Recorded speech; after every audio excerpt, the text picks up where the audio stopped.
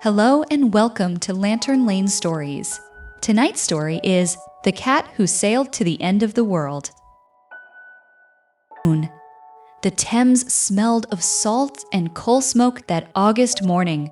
Wooden crates lined the dock, stacked as high as rooftops. Thick ropes held a great ship steady against the wharf. Her name was Endurance. She was built from oak and Norwegian fir, strong and square. A man named Harry McNish walked up the gangway. His boots rang on the wood. Harry was the ship's carpenter, the man who fixed everything that broke. But something small was shifting inside his coat. "Settle down, now," Harry whispered. A striped tabby head pushed up through his lapel. Two golden eyes blinked at the gray London morning. Harry called her Mrs Chippy. Chippy was what British sailors called any carpenter. And this cat followed Harry so closely everywhere he went that the crew started joking she was his devoted little wife. She watched him while he measured planks. She slept on his toolbox. She meowed the moment he left the room. Nobody knew at first that Mrs. Chippy was actually a boy cat. By the time they found out, the name had already stuck. Mrs. Chippy did not mind. Sir Ernest Shackleton stood at the bow, watching London shrink behind them. He was taking 27 men on a great expedition. They would try to walk all the way across Antarctica. No person had ever done it. This was the Imperial Trans-Antarctic expedition of 1914. Endurance slipped away from the gray London docks, the city grew smaller and smaller, and the adventure began. The Southern Ocean was not gentle. Waves rose like gray hills and crashed down without warning. The ship pitched and rolled and groaned. Most of the crew turned pale and gripped whatever they could find. Mrs. Chippy walked the deck rails. The rails were barely as wide as your thumb. The black water below was very, very cold, but Mrs. Chippy walked them slowly, carefully, one paw at a time. She did not even glance down.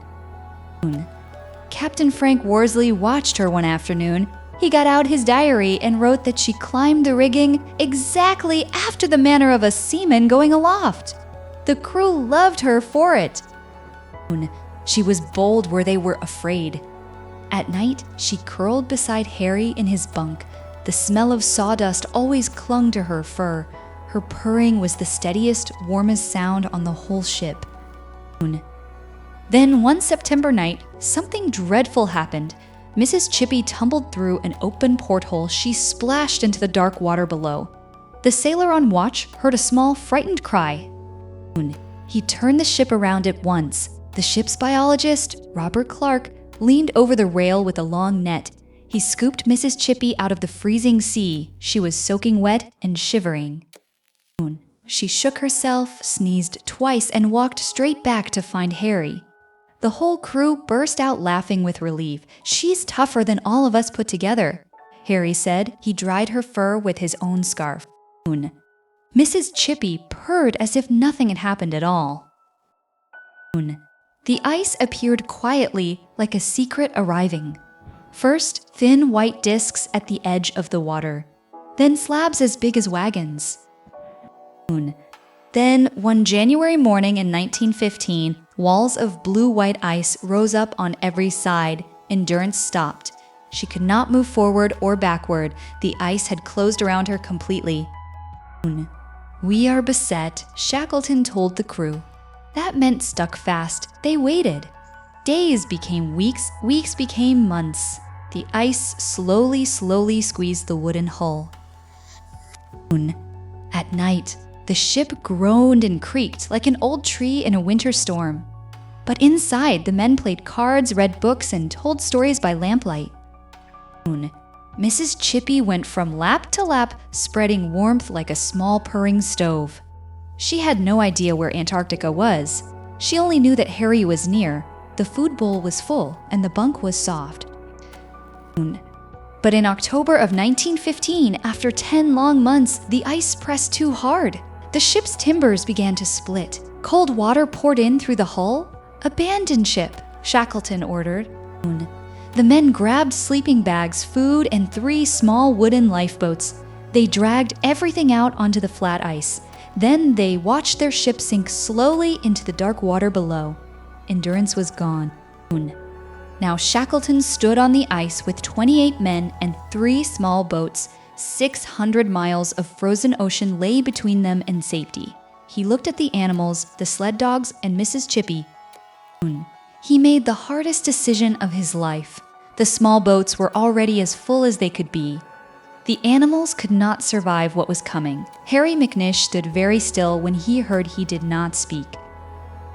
He knelt down and let Mrs. Chippy sniff his hand one last time. She pressed her warm head against his fingers. She purred. He stood up and turned away. For the rest of his life, Harry never forgave Shackleton for that order, not ever. Now 28 men had no ship, no shelter, and no help coming. They camped on the floating ice for 5 more months. The ice cracked and shifted beneath their feet. When it finally broke apart, they launched their 3 small boats. They rowed through freezing water for 7 days and 7 nights. Frost built up on their eyebrows and their beards. Their hands went numb. But they kept rowing.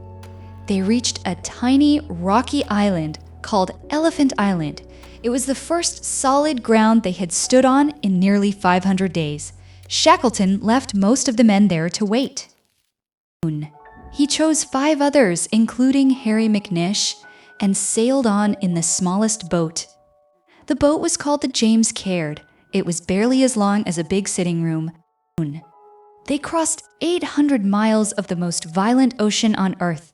Harry McNish repaired the James Caird every single day of the crossing. He reinforced her sides with whatever wood he could find. He kept her from breaking apart with his skilled, frozen hands. After 16 days, they reached South Georgia Island.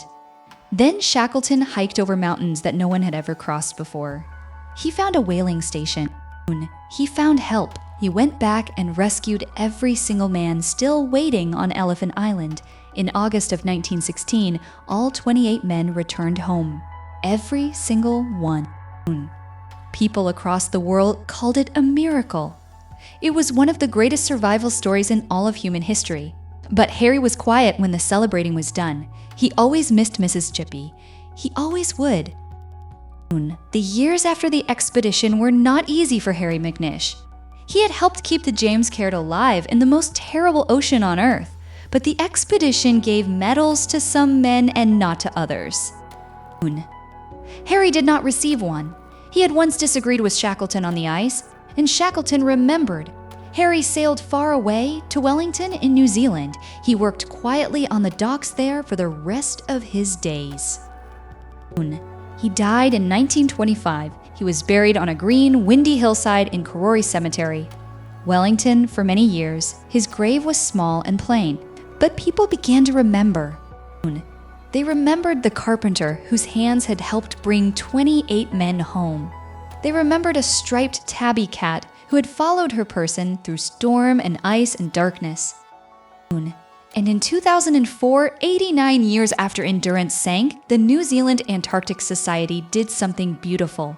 They placed a bronze statue of Mrs. Chippy on Harry's grave. She is still there today.